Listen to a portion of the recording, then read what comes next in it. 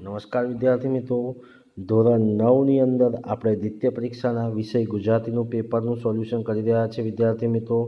તો આપણી પાસે વિષય ગુજરાતી ધોરણ 9 સૌથી પહેલાં આપણી પાસે વિદ્યાર્થી મિત્રો સૂચનાઓ આપી છે પ્રશ્નપત્રની અંદર કે આ પ્રશ્નપત્રમાં કુલ 4 પ્રશ્નો છે, વિભાગો છે।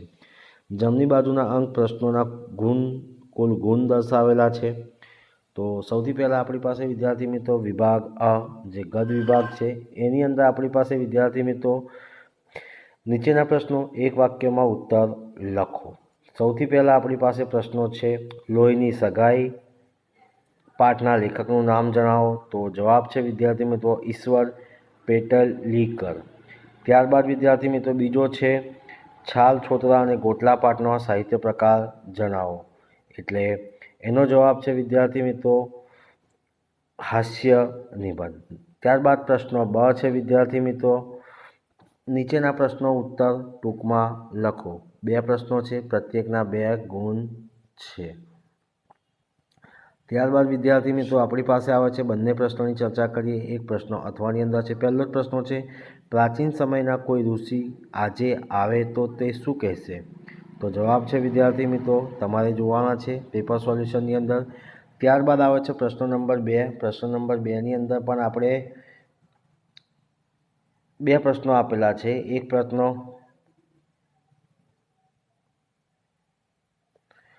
અથવાનો પ્રશ્ન હશે વિદ્યાર્થી મિત્રો। તો આપણી પાસે 2 પ્રશ્નો છે। ત્યારબાદ આપણી પાસે વિદ્યાર્થી મિત્રો આવે છે વિભાગ ક એટલે કે નીચેના પ્રશ્નો સવિસ્તાર ઉત્તર લખો। પહેલો જ પ્રશ્ન છે વાડીની લીલી દુનિયા વચ્ચે કેટલા જગત હોય છે? આ વાક્યની વાડી પરના વહાલા પાઠના આધારે ચર્ચા કરો, બરાબર છે। અને અથવામાં પણ પ્રશ્નો વિદ્યાર્થી મિત્રો પૂછેલો છે। ત્યારબાદ વિદ્યાર્થી મિત્રો આપણે જોઈએ વિભાગ બી પદ વિભાગ છે। એની અંદર આપણને કીધું છે નીચે આપેલી કાવ્ય પંક્તિ પૂર્ણ કરો। તો તારામંડળમાં જેમ ખાલી જગ્યા મુખ પર વાળું સાંજ।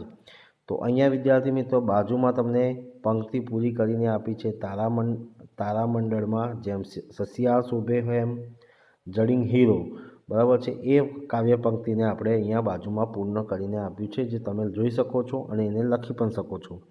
ત્યારબાદ બ આવે છે નીચેના પ્રશ્નોને ટૂંકમાં ઉત્તર લખો। પ્રત્યેકના 2 ગુણ છે, કુલ 2 પ્રશ્નો છે। બીજો પ્રશ્ન અથવામાં છે। ત્યારબાદ આવે છે ક વિભાગ, નીચેના પ્રશ્નોને સવિસ્તાર ઉત્તર લખો। શ્રી કૃષ્ણ સુદામાનું વિદ્યાર્થી જીવન તમારા શબ્દોમાં લખો, અથવા માતા પિતા અને દીકરાની લાગણીભર્યા સંબંધો એકોકિત દ્વારા વ્યક્ત થાય છે। આ વિધાનને પપ્પા હવે ફોન મૂકું ગીત દ્વારા સમજાવવાનું છે। ત્યારબાદ વિદ્યાર્થી મિત્રો આપણી પાસે આવે છે વિભાગ સી જે વ્યાકરણ વિભાગ છે, જે ખૂબ જ અગત્ય છે। તો વિદ્યાર્થી મિત્રો વ્યાકરણ વિભાગની અંદર પહેલો જ પ્રશ્ન છે માગ્યા પ્રમાણે ઉત્તર લખો। પહેલો છે નીચે આપેલા શબ્દોની જોડણી સુધારીને લખો। કારકિર્દી અને ઋષિ, તો કારકિર્દીની જોડણી પણ તમને અહીંયા બાજુમાં આપી છે અને ઋષિની પણ જોડણી આપી છે। ત્યારબાદ આવે છે બીજો પ્રશ્ન સંધિ છોડો અને જોડો। ઉત્સવ, તો ઉત્સવનું પણ તમને આપે છે અને ને વત્તા અન એટલે કે નયન આપણને કીધું છે। ત્યારબાદ ત્રીજો પ્રશ્ન છે નદી શબ્દનો સાચો સમાનાર્થી શબ્દ શોધીને લખો। તો ભાઈ નદીનું આવે છે તટીની, બરાબર છે, તો અ જવાબ આવે છે। ચોથો પ્રશ્ન છે નીચે આપેલા વાક્યમાંથી રવાનુંકારી શબ્દો શોધીને લખો। તો જોયું તો બોલનાર મરક મરક હસી રહ્યો હતો, તો જવાબ શું છે મરક મરક। પાંચમો પ્રશ્ન છે નીચે આપેલા સમાસ ઓળખો। પૂજ્ય ભાવ એટલે કર્મ ધારાય સમાસ। ત્યારબાદ છઠ્ઠો પ્રશ્ન છે ભારતીય શબ્દોમાં કયો પ્રત્યય લાગ્યો છે તે જણાવો અને પર પ્રત્યય જણાવો। તો વિદ્યાર્થી મિત્રો આપણે પણ જવાબ આપેલા છે। ત્યારબાદ સાતમો પ્રશ્ન છે ગળે ડૂમો બુઝાવો, રૂઢિપ્રયોગનો સાચો અર્થ શોધીને લખો। તો જવાબ છે લાગણીથી ના બોલી શકવું। આઠમો પ્રશ્ન છે શબ્દ સમૂહ માટે એક શબ્દો આપો। પ્રાંતનો વડો હકેમ એટલે એનો જવાબ છે શુભો। ત્યારબાદ નવમો પ્રશ્ન છે કૌંસમાં આપેલા સૂચના મુજબ વાક્ય પરિવર્તન કરો। યુવાનોનો પડકાર સામે લડતા શીખી શકે, કર્મણી વાક્ય બનાવો। યુવાનોથી પડકાર સામે લડતા શીખી શકાય। 10મો પ્રશ્ન છે વાક્યમાં રૂપાંતર કરો। એ મૂંગી છે પણ કંઈ બહેરી નથી, વિધિ વાક્ય બનાવો। એ મૂંગી છે પણ સાંભળી તો શકે છે ને। ત્યારબાદ વિદ્યાર્થી મિત્રો આવે છે વિભાગ ડી અર્થગ્રહણ અને લેખન વિભાગ છે। પહેલો જ પ્રશ્ન છે, નીચે આપેલા પંક્તિઓનો વિચાર વિસ્તાર કરો। બરાબર છે, બે વિચાર વિસ્તાર છે, એક અથવામાં છે, આપણે લખવાનું છે ગમે તે એક। ત્યારબાદ બીજો આવે છે આપણી પાસે, વધુ પડતું ટીવી જોવાથી અભ્યાસ બગડે છે, આ બાબત સમજાવવા માટે તમારા નાના ભાઈને પત્ર લખો। તમારી શાળામાં યોજાયેલા વૃક્ષારોપણ દિન ઉજવણી અહેવાલ 100 શબ્દોની મર્યાદામાં લખવાના છે। તો વિદ્યાર્થી મિત્રો શબ્દ સમૂહ આપણને શું પૂછ્યું હતું, આપણે આ વિભાગ ડીની અંદર વિચાર વિસ્તાર પૂછ્યો હતો, તો આપણી પાસે વિચાર વિસ્તારનો સોલ્યુશન આવી ગયો છે। વિદ્યાર્થી મિત્રો જોઈ શકો છો, આવ નહીં, આદર નહીં, નહીં નયનોમાં નેહ, તે ઘર કદી ના જાય, કંચન વર્ષે મેહ।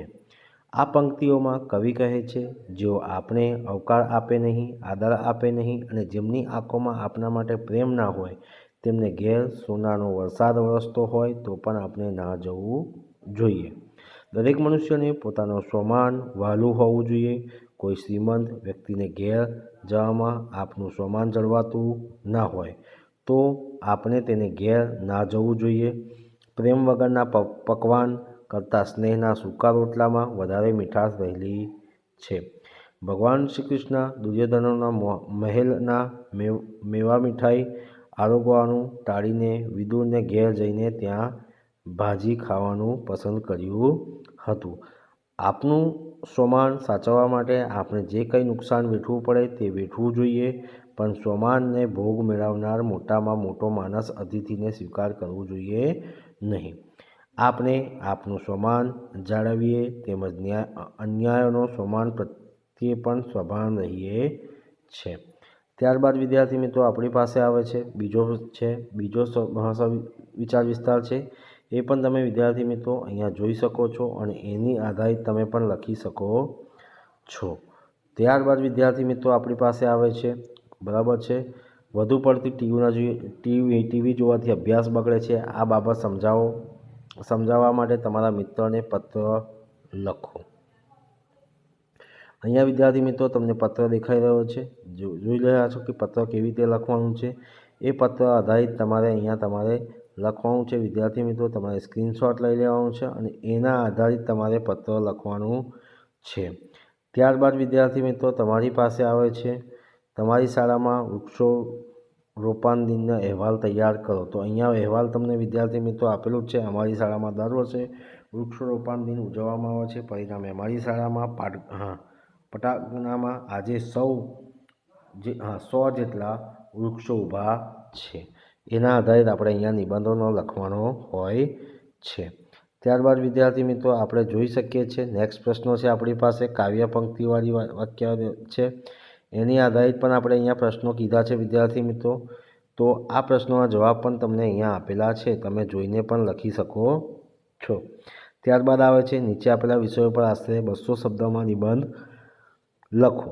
તો પરિશ્રમ એ જ પારસમણી છે એના વિશે અને મારો યાદગાર પ્રવાસ। તો તમને વિદ્યાર્થી મિત્રો પરિશ્રમ એ જ પારસમણી છે એના આધારિત તમને નિબંધ પણ અહીંયા આપ્યું છે વિદ્યાર્થી મિત્રો, જોઈ શકો છો અને આરામથી તમે લખી શકો છો।